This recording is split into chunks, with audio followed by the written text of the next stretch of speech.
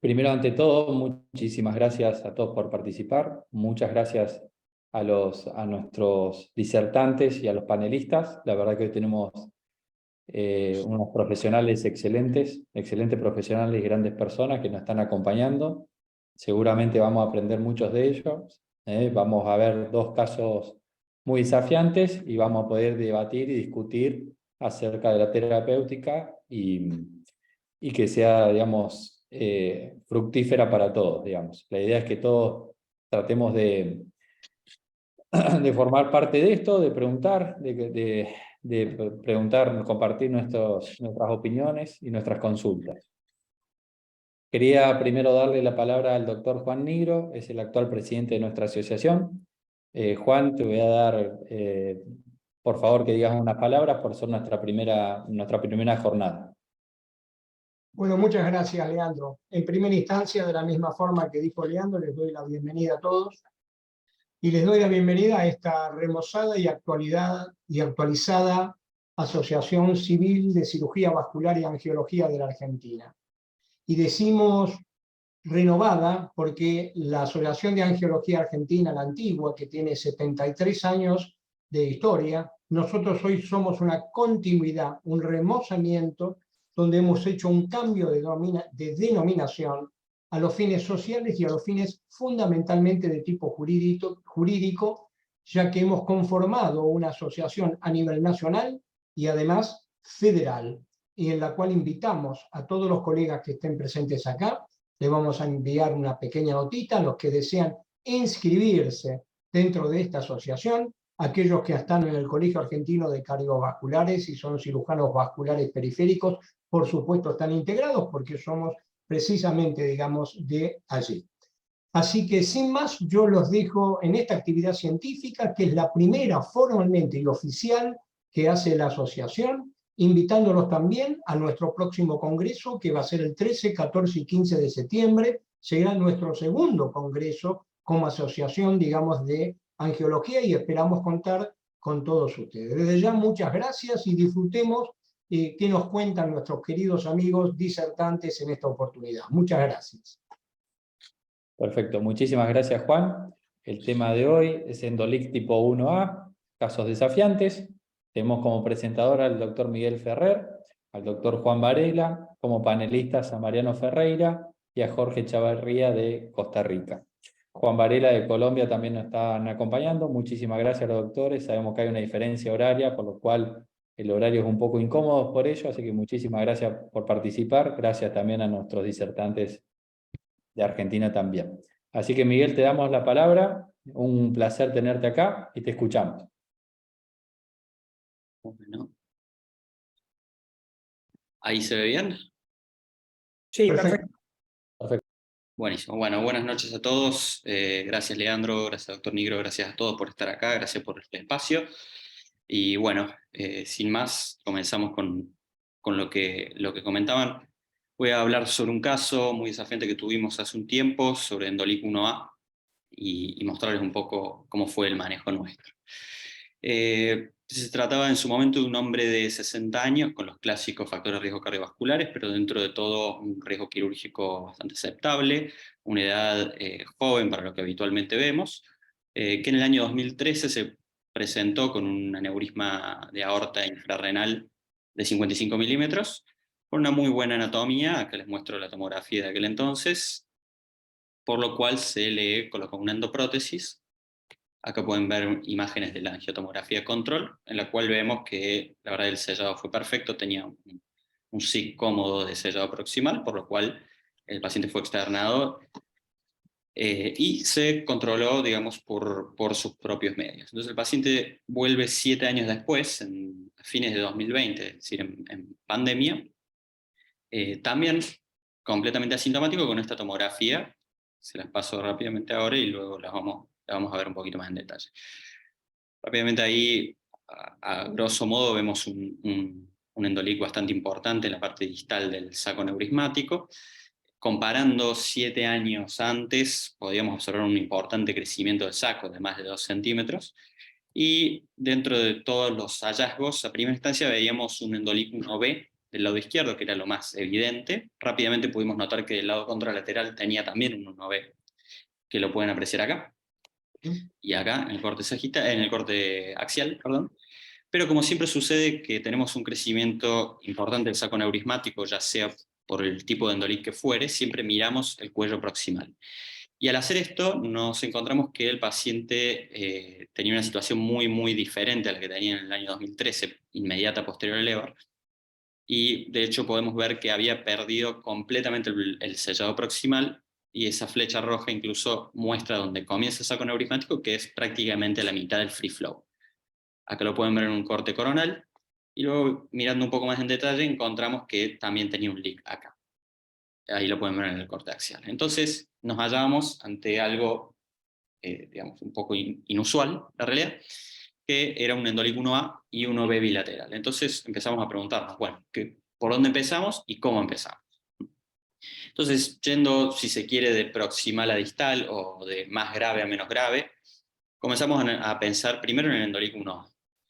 Debido a que se trataba en ese momento un paciente de 67 años con un riesgo quirúrgico, la verdad, bastante aceptable, creímos que era un buen candidato por un EVAR complejo, por lo cual planteamos desde el inicio dos posibilidades: endoprótesis fenestrada o endoprótesis ramificada. Como ustedes sabrán, cada una tiene sus pros y contras. Por un lado, el fenestrado sabemos que siempre es técnicamente más dificultoso.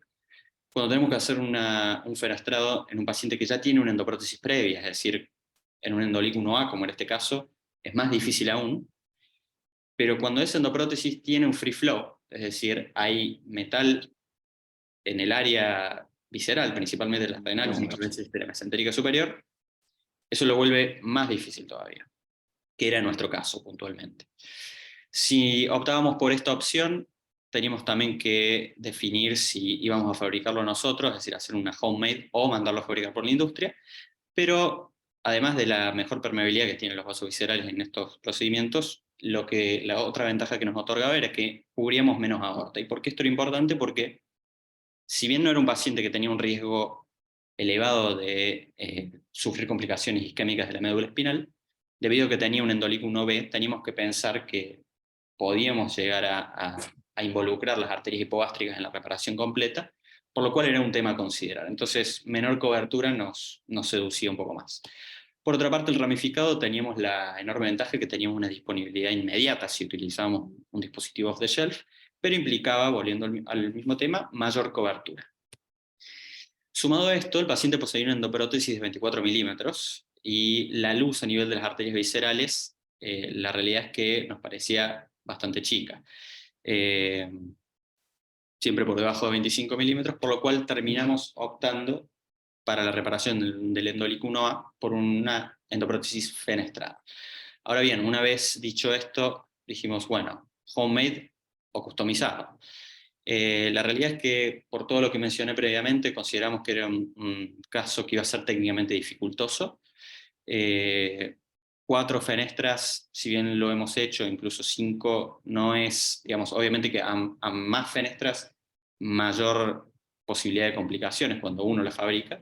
Entonces decidimos mejor mandarla a construir por la industria, ya que nos aseguraban que en 6 semanas, en el lapso de 6 semanas, quizás un poquito antes, podíamos llegar a contar con un dispositivo. Entonces optamos por mandarlo a construir y hacer un dispositivo customizado, que también está demostrado por evidencia que es lo mejor.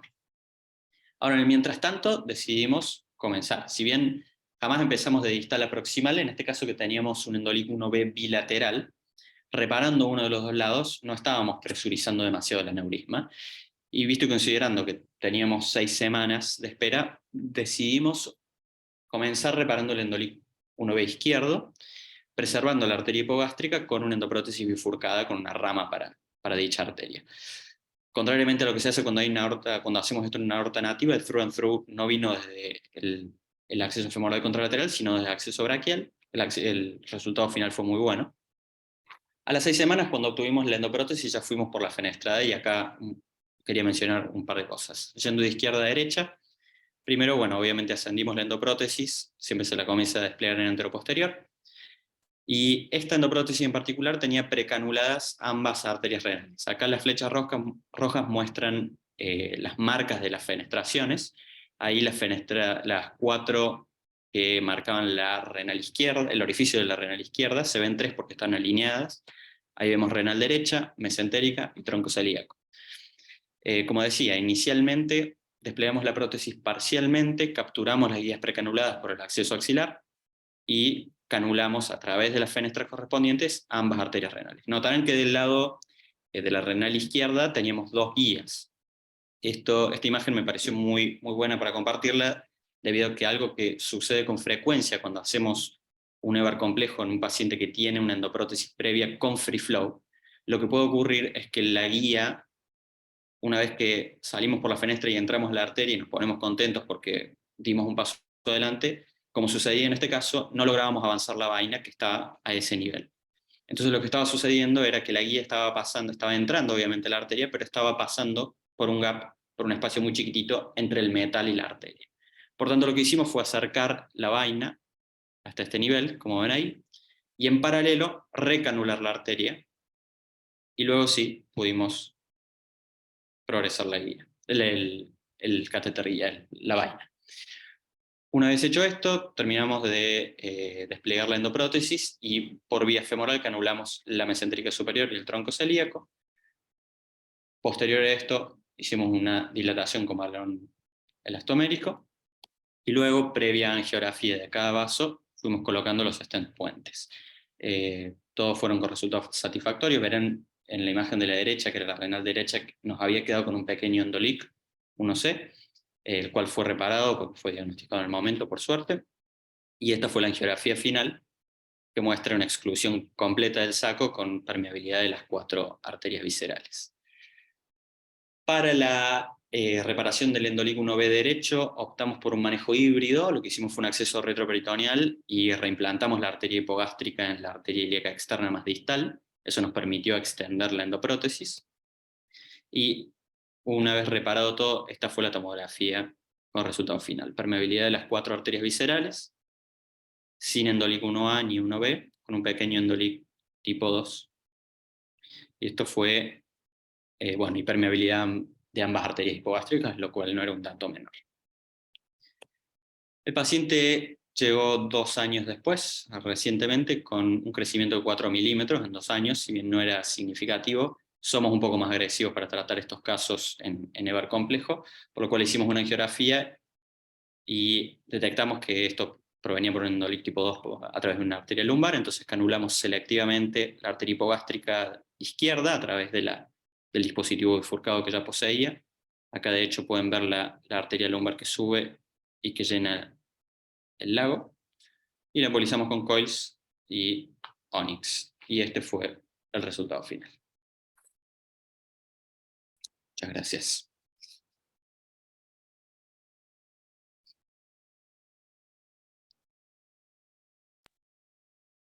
Bueno, perfecto, Miguel. Muy lindo el caso, la verdad que complejo.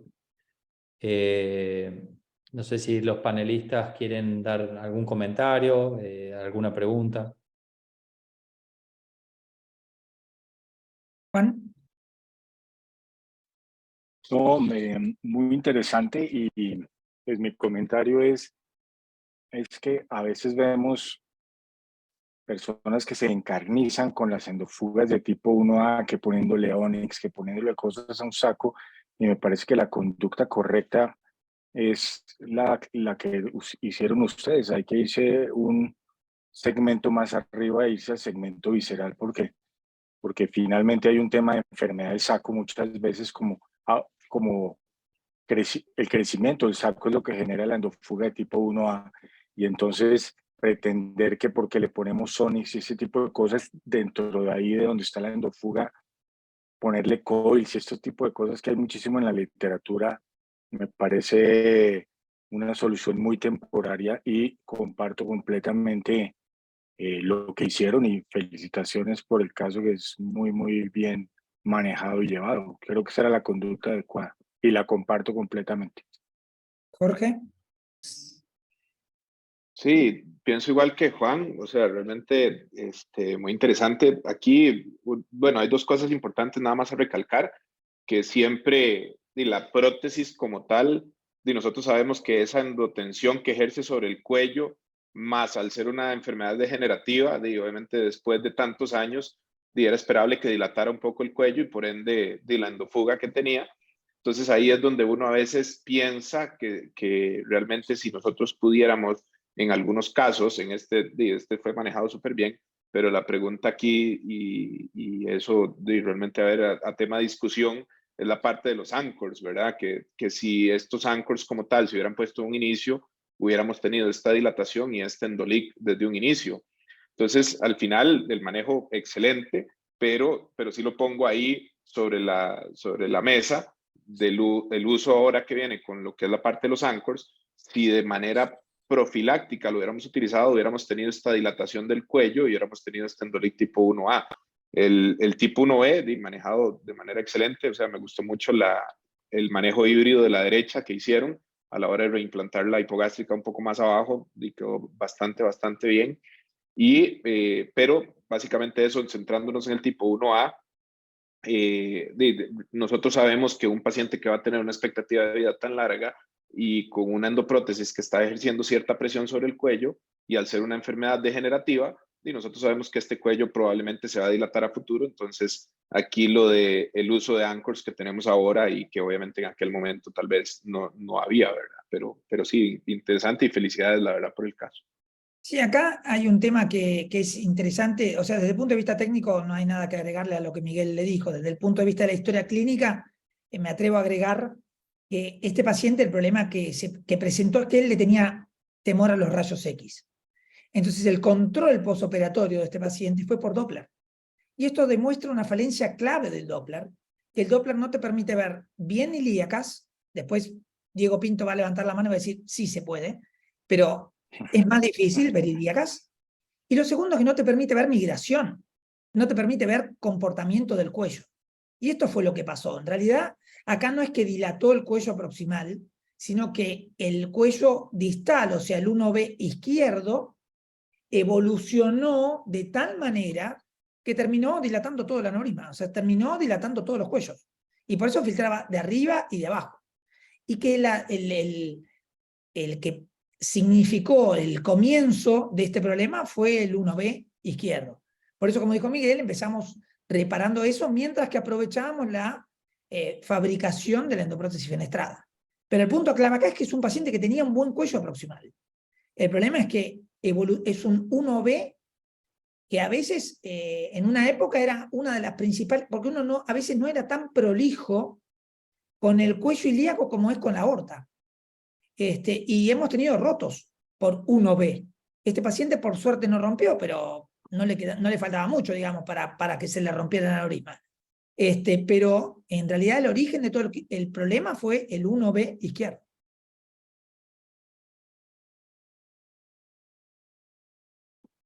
Sí, perfecto, Mariano. Yo creo también remarcar la importancia, que obviamente lo hicieron muy bien, preservar la hipogástrica izquierda, porque no sabías hasta dónde iba a terminar arriba o en un futuro qué pasaba, y también no haber tratado los dos LIC tipo 1B en simultáneo, porque hubiese generado una endotensión importante, quizás se terminara rompiendo. Entonces, la verdad que no es un detalle menor ese, la verdad. Una pregunta. ¿Ustedes no pensaron corregir los 1Bs y mirar a ver si de pronto el problema era por eso y dejar en observación arriba, o era muy evidente el 1A? Sí, no puse la imagen. ¿Era evidente, Miguel? Sí, no puse la imagen, pero al momento de la reparación del primer 1B, empezamos haciendo una angiografía en el cuello proximal y fue. Sí. Okay. Pero lo pensamos. Sí. Hola. Okay. Teniendo en cuenta que el tipo 2 te hizo seguir creciendo el aneurisma, ¿no podría haber empezado por el tipo 2? Teniendo en cuenta que estaba todo perfectamente sellado, el tipo se perdió, siguió creciendo, se te descolgó una pata, después siguió más presión, después se colgó de arriba y tuviste todos los leaks habidos y por haber. No pasa que no pudiste seguirlo bien. Es una opción, el 2 haya sido el primero de todos. Ahora, también es verdad que esa ilíaca, no recuerdo bien, Miguel capaz que se acuerda mejor, era una ilíaca que no tenía 13. No me acuerdo exactamente la prótesis que usamos, pero no era una de 13 milímetros. O sea, una ilíaca que quedó, es la famosa ilíaca corta, la que te queda con un sig. Era corta, no era grande, pero era corta. Claro, esa es la que vos decís, te deja medio preocupado, digamos, un solo sí, pero probablemente pudo haber sido un 2 que Que terminó termina en en 1B, y el 1B hizo el 1B del otro lado y el 1A de arriba. Puede ser perfectamente. Sí. Sí, sí, perfectamente. Empezar en realidad no por 1B, sino empezar por un 2. ¿Sí? Cosa no detectado por No el sé eco. si por eco. El eco es muy operador dependiente. Los que hacen eco saben que puede pasar cualquier cosa. Con lo cual es un método para seguimiento, pero no para, tal vez para este grupo de pacientes, ¿no?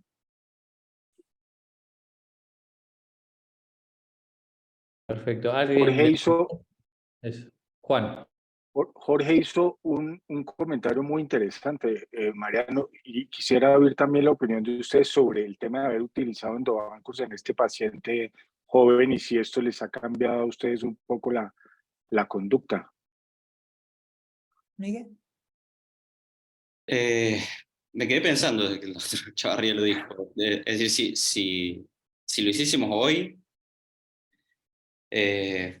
digamos, es una buena pregunta. La realidad, siendo estrictos, en realidad lo que estamos haciendo, este paciente no tenía un cuello ancho, porque pusimos una prótesis de 24, ni tenía un cuello cónico, ni tenía un cuello corto, es decir, no tenía ninguna característica que dijese un cuello proximal hostil. Pero, Anatómica no, pero la edad. exacto, pero sí clínico, porque un paciente muy joven, y es cierto, con una expectativa de vida larga, sí, quizás hubiese sido una opción. Sí. Sí.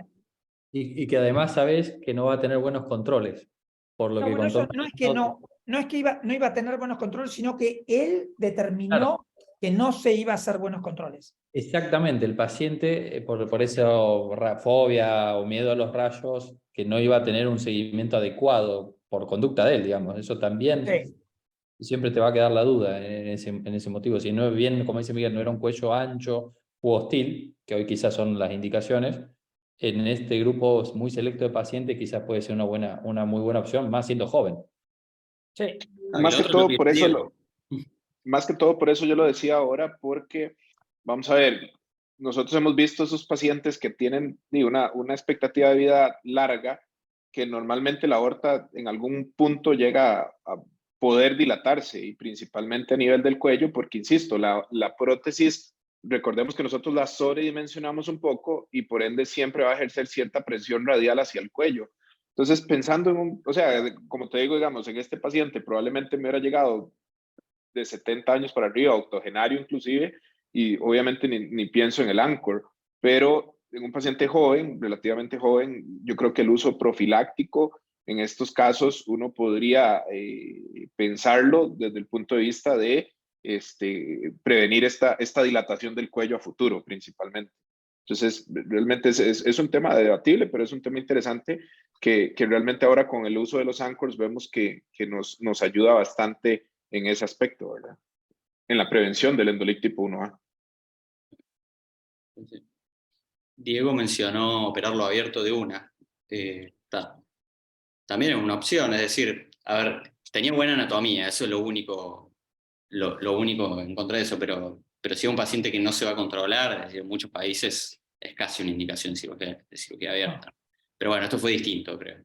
Es decir, fue una decisión posterior del paciente, y la realidad es que tenía un buen cuello proximal, es decir, era un paciente que uno perfectamente podría pensar que iba a andar bien con una endoprótesis. Pero bueno, viendo hacia atrás, quizá hubiese evitado todo esto.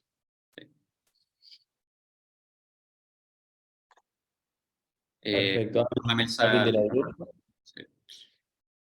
Están preguntando por alguien de la audiencia que quiera hacer alguna consulta, alguna acotación, algo. Está el doctor Lamelsa con la mano levantada, Leandro. Y Alejandro Esperón también puso Alejandro en el chat. joven, con un seguimiento dudoso, si tiene buen riesgo, no es mejor abierto, que es lo mismo que preguntó Leandro, ¿no? Sí. A Víctor Lamelsa yo no veo que levantó la mano, pero le damos la palabra a Víctor. Hola, buenas noches, ¿qué tal? Bueno, felicitaciones, la verdad que el caso es muy interesante. Lo único que yo quería agregar muchas veces en los pacientes jóvenes, por lo que estaban hablando, en vez de usar endoanchors, es que a veces con buena anatomía, uno tiende a relajarse un poco en un paciente joven. Lo que hay que siempre recalcar, es lo que yo por lo menos hago, sobre todo pensando en los pacientes jóvenes, es en forrar todo desde inmediatamente debajo de las renales hasta inmediatamente en el inicio de las hipogástricas. Porque eso es lo que nos garantiza, por más que yo tenga buenas ilíacas primitivas, por más que yo tenga un cuello de 30 milímetros de largo, hay que llegar inmediatamente debajo de las renales e inmediatamente en el nacimiento de las hipogástricas. Eso garantiza que con el crecimiento o a medida de los años que la aorta se va deformando, siga sellada toda el área peligrosa, digamos. Nada más que eso. No te lo garantiza. No, pero también usar endoanchors en primera intención, vos sabés que nosotros estamos en un Tiene área que no es costo. tan difícil, claro, no es tan fácil conseguir usar endoanchors. Tiene Y costo. también, tampoco el endoanchors te garantiza una fuga tipo 1B, ¿no? No, por podés eso cerrar. justamente acá el problema grave fue probablemente el 2 y el 1B secundario, o el 1B secundario que fue, digamos, solo 1B. Pero sí, eso que decís es clave. Aparte hay gente que, hay muchos acá que algunos tenemos muchas canas, otros no tanto, pero eso que decís vos es fundamental. O sea, cubrir toda la aorta desde las renales hasta la hipogástrica, ¿no? Sin duda.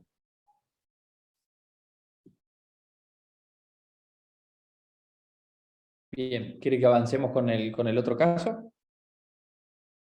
Vamos. Le damos la palabra al doctor Juan Varela, cirujano vascular de Colombia, con una enorme experiencia. Gracias, Juan, nuevamente por estar con nosotros y te escuchamos atentamente. No, es un gran gusto, Leandro. Gracias por la invitación. Es siempre un gusto estar en una reunión con tantos amigos. ¿Ahí ven mi pantalla? Sí, perfecto. Sí, perfecto. Ok.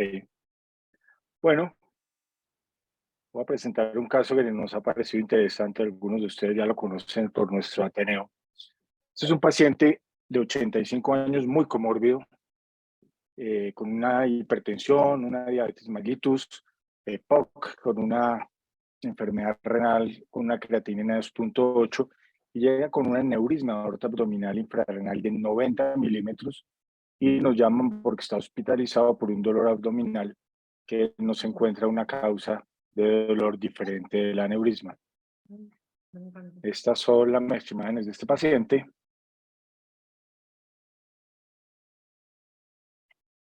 Donde vemos, adelantando un poco, un paciente con una gran angulación y un pequeño aneurisma de 90 milímetros sin trombo mural casi, y está con dolor. Y con 2.8 de creatinina. La reconstrucción vemos evidentemente esto, una grandísima angulación con cuello, y creíamos que había un cuello, y entonces nos enfrentamos a un paciente con un aneurisma de la aorta abdominal de 90 milímetros, con una angulación mayor de 90 grados, y está anotado esto porque para nosotros el principal dispositivo para este tipo de pacientes con cuellos muy angulados es la prótesis de aorta fix, pero digamos por indicación de uso debe haber una diferencia por lo menos de 12 milímetros entre las arterias renales y la mesentérica. Aquí esa distancia era menor, con un cuello pequeño, y obviamente por las comorbilidades del paciente pensamos en hacer un abordaje endovascular, y obviamente no pensamos hacer un dispositivo más arriba ni nada. Entonces pensamos en este dispositivo que usamos para este tipo de aneurismas tan angulados, entendiendo que era factible para este paciente tener una endofuga de tipo 1A. Llevamos al paciente a su procedimiento, pudimos anclar muy bien esta prótesis de Orfix. Algo que nos sucedió es que evidentemente nos bajamos unos 5 milímetros para no ocluir la mesentérica superior, y era algo que Juan, podía suceder. Juan, ¿querés Se ve muy bien. compartir la presentación? Perdón, un segundo. De ponerla en pantalla completa.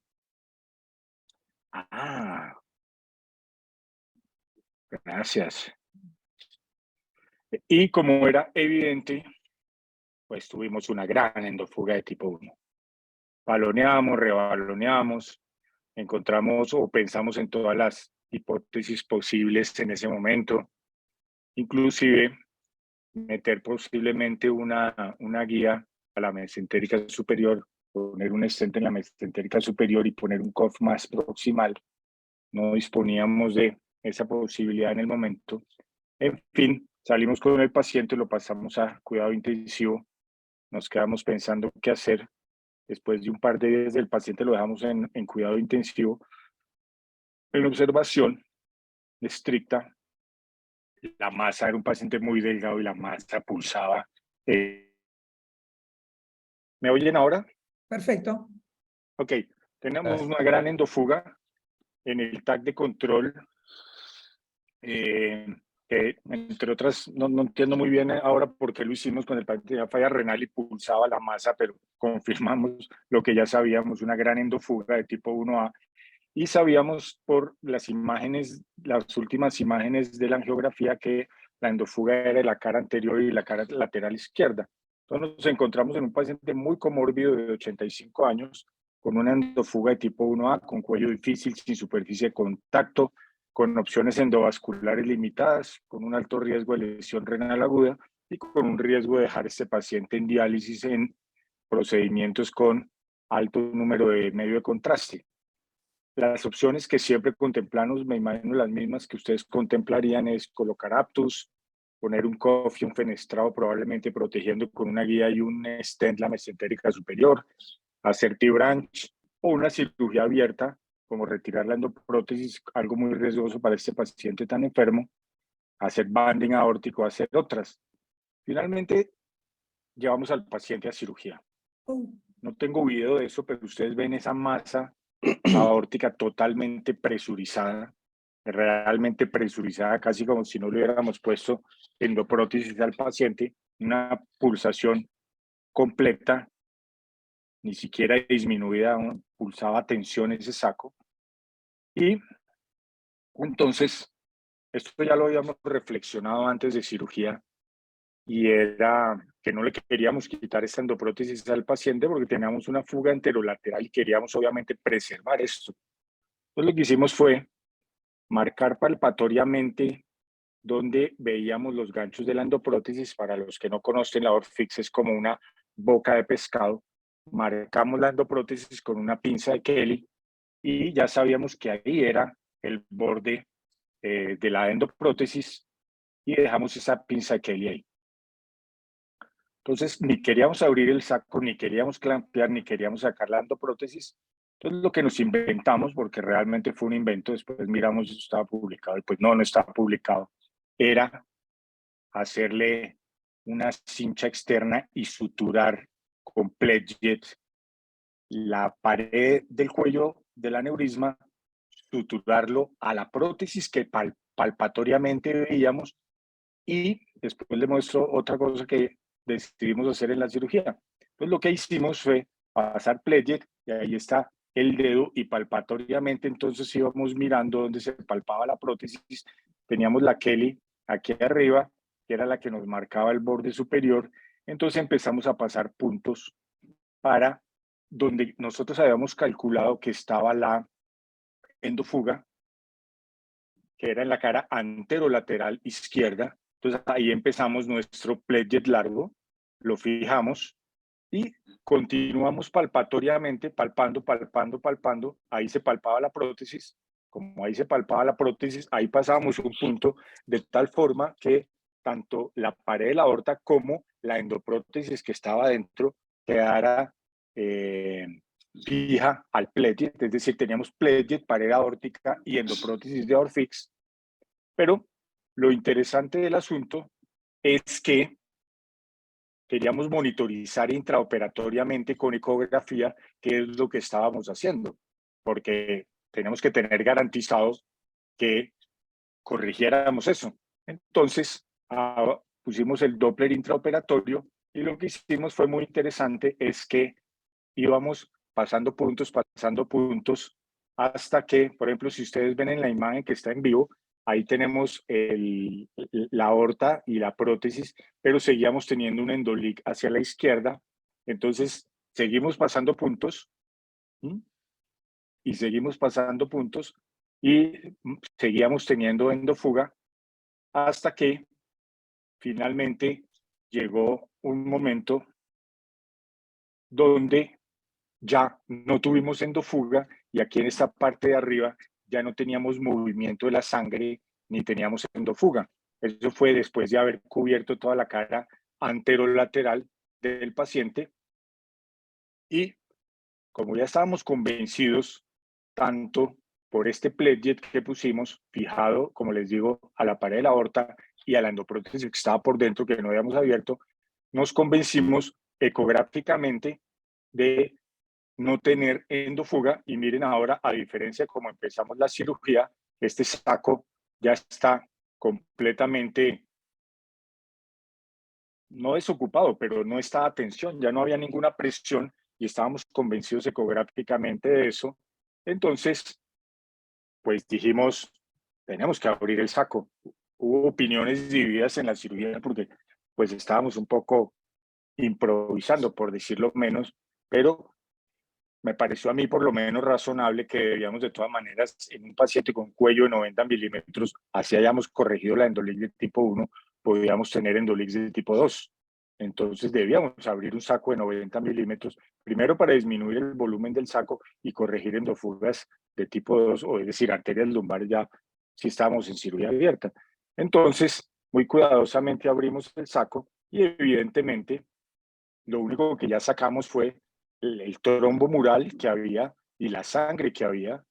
Obviamente en un aneurisma de 9 centímetros podía ser 1 litro, pero fíjense en el fondo, la endoprótesis de Aorfix ya sin endofuga de tipo 1 y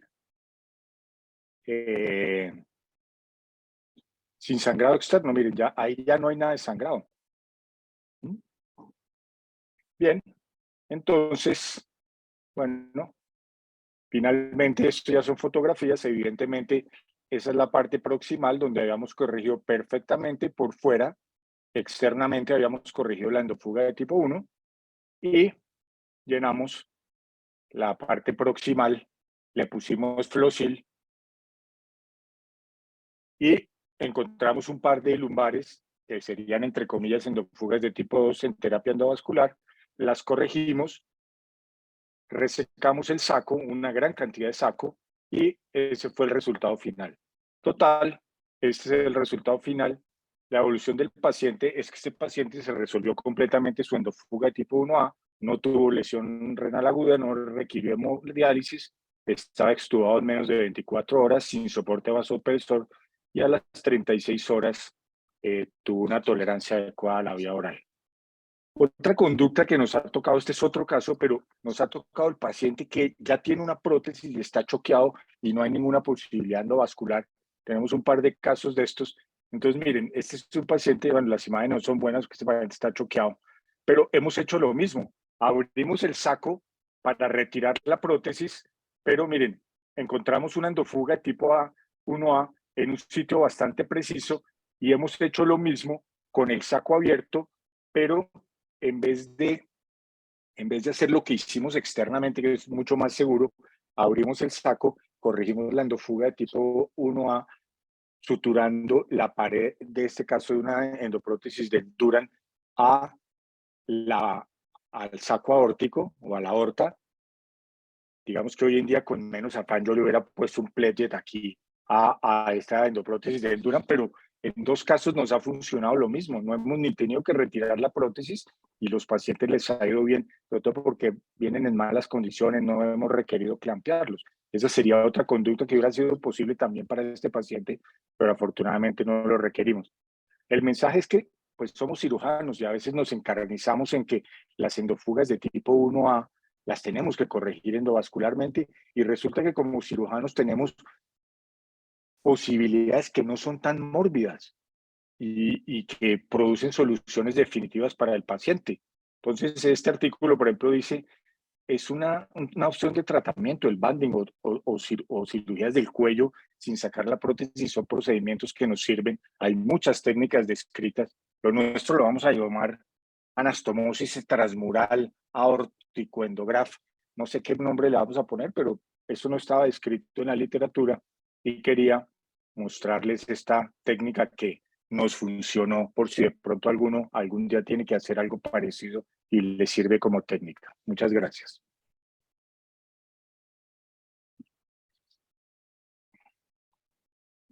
Bueno, Juan, muchísimas gracias. La verdad es fantástico el caso.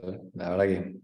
Ahí, Juan, Víctor Lamels, ahora sí lo veo que está levantando la mano. Víctor, te damos la palabra, Víctor. Hola, bueno, Juan, muy bueno el caso, gracias. ¿Me escuchan? Sí. Sí. Hola, Víctor. ¿Cómo estás? Muy bueno, muy interesante. Una de las cosas es que muchas veces nos ha pasado que justamente la Orfix no copia exactamente lo que nosotros quisiéramos. Y es muy difícil, ese cuello era un cuello muy, muy difícil en primera instancia, así que la verdad que está muy bien resuelto. Y lo único que puedo agregar a lo que vos hiciste es que nosotros una vez con un aneurisma roto por una endofuga 1A, que hicimos también el cierre así, lo que hicimos fue cortar la prótesis porque no la podíamos sacar en realidad, y entonces cortamos la prótesis y por dentro le subimos un balón coda para hacer un clampeo supravisceral, o sea, por encima de las renales, para poder dar esos puntos sin el latido aórtico. No sé si me explico. Cuando uno si puede subir un coda y hacer un clampeo endovascular, en realidad puede cerrar bien, hacer bien el cierre y poder dar los puntos más cómodos que se puedan hacer o con plaget o con una sutura con parches, ¿no? Con parchecitos de PTF, que eso es lo que hicimos y tuvimos buen resultado. Pero muy bueno, gracias. Sí. Mi respuesta a esto, Víctor, es sí, claro, obviamente lo pensamos, pero este es un paciente coronario activo, con unos isonitrilos positivos y no queríamos ni endoclampear ni poquito. Entonces, por eso decidimos hacerlo así, que por fortuna nos funcionó muy bien. Claro, como tú dices, es mucho más difícil cuando tienes una aorta de 90 pulsando y estás pasando pledget por fuera. Pero fue, digamos, una gran ventaja hacerlo externamente. De todas maneras, teníamos el cuello rodeado, un poquito traccionado y esa Kelly marcándonos la cosa. Está hediondo. Y lo que nos pareció interesante fue el control ecográfico en vivo, ¿no? Para comprobar que habíamos corregido la endofuga.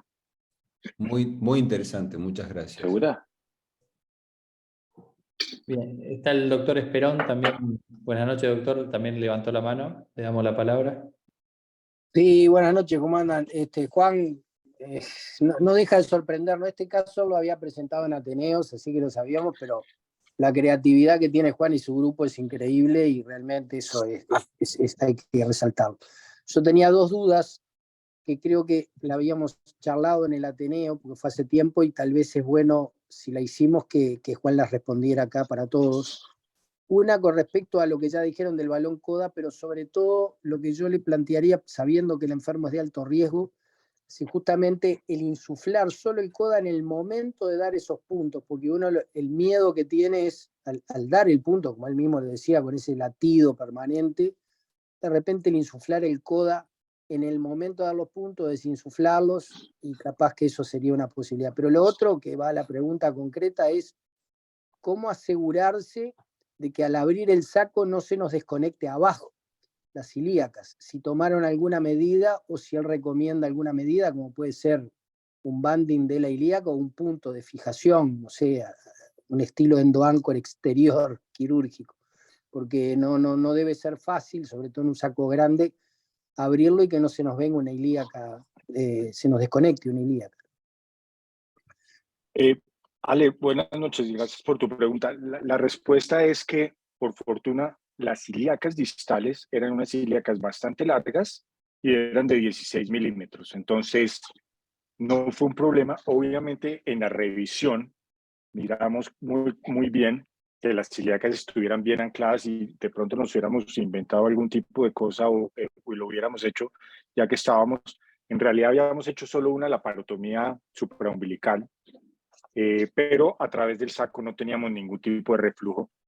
Y nos ha pasado unas veces, y seguramente ustedes si alguna vez han hecho endoprótesis, han retirado endoprótesis por endofuga, sobre todo pasada con las Talent, que a veces inclusive quitar las ramas ilíacas es difícil. Nos pasó en un par de ocasiones que fijábamos las ramas de las ilíacas, las suturábamos directamente con pared de la ilíaca y con la endoprótesis. Entonces, en este caso estaban bastante bien fijas. Ahora, lo del CODA, y tal como tú lo mencionas y lo menciona Víctor, probablemente si eso lo volvemos a hacer en un paciente que no es un coronario activo, yo creo que sí es una conducta más segura y no cuesta nada meter un introductor 12 por femoral y un CODA, y está uno mucho más seguro y mejor clampeado, y es un aprendizaje para mí ese par de comentarios tuyos y de Víctor sobre el tema. Perfecto, está el doctor Chavarría también, levantó la mano. Jorge, te escuchamos. Juan, primero que todo, o sea, excelente, como siempre. O sea, estos casos que mostrás son impresionantes. Y te tengo el nombre, realmente en sí, esto es como una endosutura, pero es externa. Entonces es una exosutura lo que estás haciendo. O sea, realmente Sí. es, en lugar de ser un ISAR, vendría a ser como un IXAR. O sea, vendría a ser como una exosutura del cuello proximal, que básicamente viene a ser el mismo concepto del aptus, pero de manual y externo. Entonces, me parece súper buena la forma en que lo resolves, y me pareció muy interesante, la verdad. Sí, la verdad es que esos cuellos de 90 grados son cuellos que siguen siendo muy desafiantes para cualquier tipo de terapéutica, pero desde el punto de vista de resolución del problema, me parece excelente, la verdad, súper bien. Y como te digo, básicamente yo le pondría así como un XR, que sería como una sutura externa o external suture, una cosa así, porque realmente está bastante bonito la forma en que lo solucionaste. Muchas gracias. Juan, una pregunta. Desde el punto de vista técnico, vos ahí lo que hiciste fue un sándwich entre la endoprótesis por dentro, la aorta en el medio y el dacron por fuera. O sea, ninguno de los puntos fueron sobre aorta libre, digamos, sin cubrir. Por eso tenés la, entre comillas, tranquilidad de poderlo haber hecho con hipotensión, pero no con clampeo. ¿Es verdad? Esto es cierto. Okay. Es correcto. Y ese fue exactamente sobre el cuello, ¿no? Y estábamos palpando el borde superior de la endoprótesis y tratábamos de pasar los puntos lo más cerca. El cuello era muy angulado, pero afortunadamente era un cuello de unos 3 centímetros. Lo que pasa es que tenía una angulación terrible, y un aneurisma 90 produce una angulación tanto izquierda como anterior grandísima. Estoy muy de acuerdo con todo lo que dicen ustedes, los que Víctor, que tiene experiencia en Orfix. Es una prótesis que nos encanta, es una prótesis buenísima, pero como todas las prótesis de cualquier cosa, no hay que llevarlas a los extremos. Lo que pasa es que aquí estábamos entre la espada y la pared, porque era un paciente muy enfermo con dolor y con un aneurisma de 90. Entonces, llevarlo a una cirugía convencional o no operarlo es un problema. Entonces, nos la jugamos entendiendo que podíamos tener una endofuga de tipo 1A. Sí, la tortosía es un tema que está sin resolver, ¿no? O sea, claramente, incluso con el punto es que igual aún así tenés que tener cumplir con las instrucciones para uso, y necesitas cierta longitud de cuello, y que cuando el cuello es tortuoso, el oversizing es distinto, y también nosotros tenemos un caso ahora en donde la tortuosidad misma te tira el cuerpo principal de la endoprótesis y te puede producir un endolic tipo 1A, ¿no? El punto es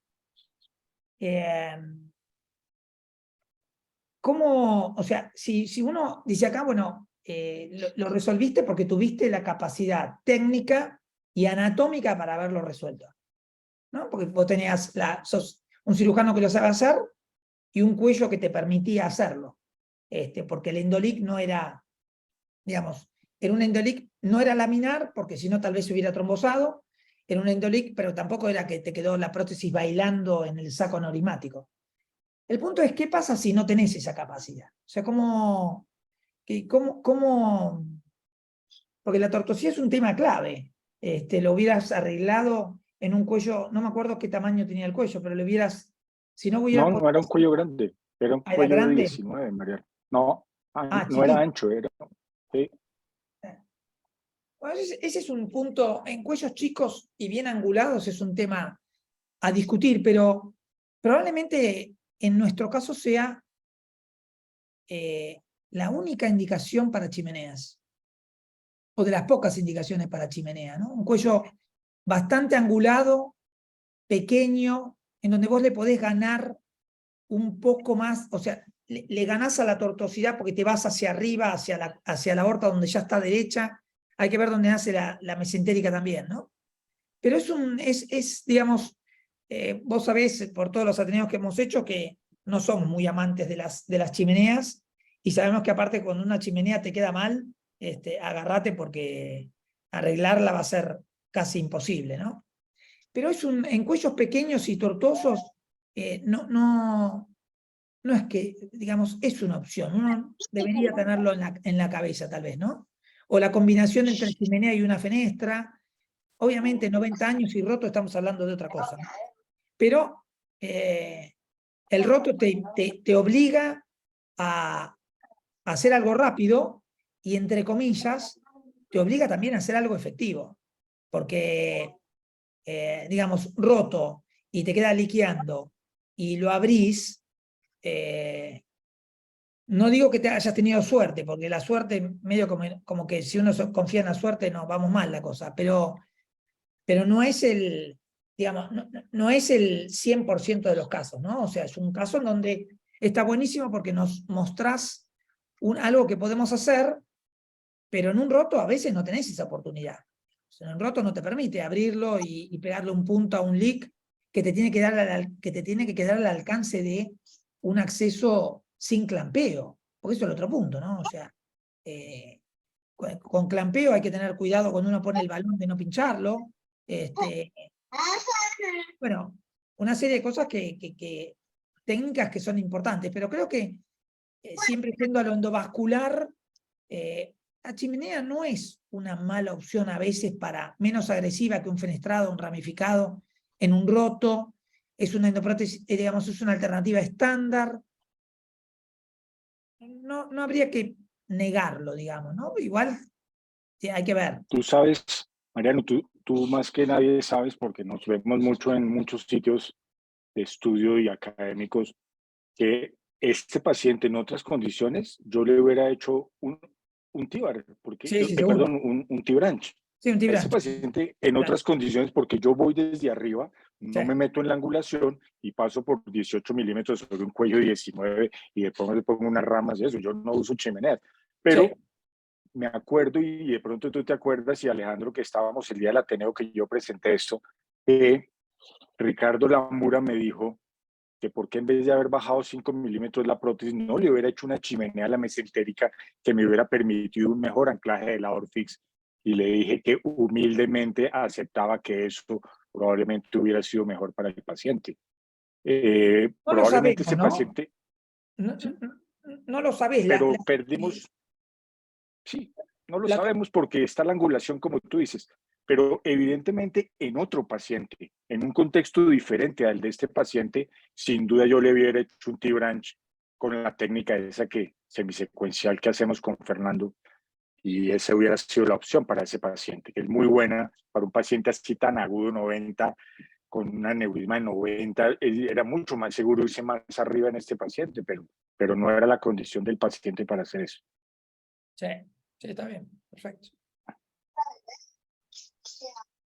Perfecto. ¿Alguien más de la audiencia que quiera comentar algo, preguntar algo? Hola, ¿podría hacer un comentario? Sí, Víctor, por favor.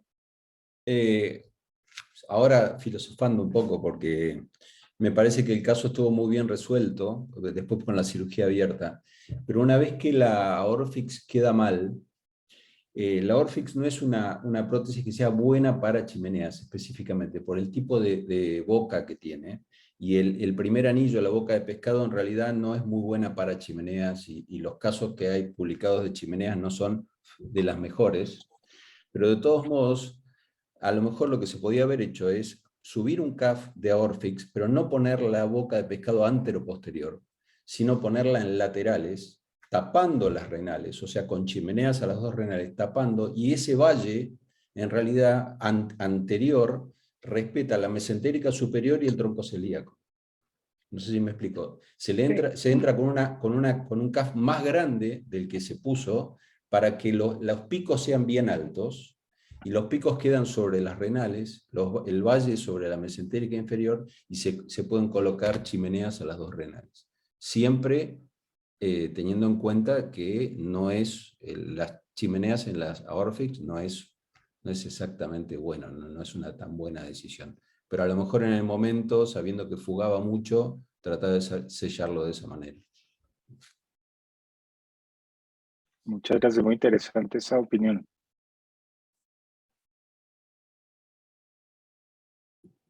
Perfecto. Si les parece, sinceramente ha sido un webinar sumamente interesante. Los dos casos realmente desafiantes, excelentemente resueltos, y bueno, todos los debates y todas las opiniones han sido más que interesantes. Si alguien de la audiencia quiere agregar algo, si no, si ustedes desean, lo damos ya por finalizado, digamos. Yo creo que una hora está... Estamos perfectos. Estamos perfectos.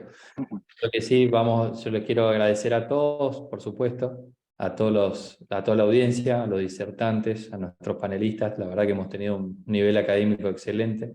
Estamos muy satisfechos con nuestra primera jornada de este año. Y lo que quiero hacer es ya invitarlos para nuestro próximo webinar. Ya lo podemos ir agendando, es el martes 25 de julio. También vamos a continuar con los martes a las 20 horas. Utilidad de la ecografía intravascular, enfermedad arterial periférica y aorta. Disertante tenemos al doctor Leonardo Lucas de Brasil, Mariano Castelli de acá de Argentina. Panelista va a estar el doctor Guillermo Garelli y Juan Paulín. Probablemente agreguemos un panelista o un disertante más.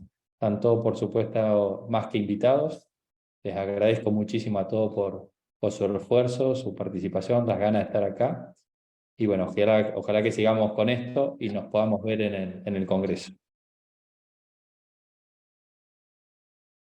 Gracias. Muy bien. Muchas chao. gracias a todos. Buenas noches. Chao, chao, buenas noches. Hasta luego, gracias. Gracias a todos, buenas noches a todos.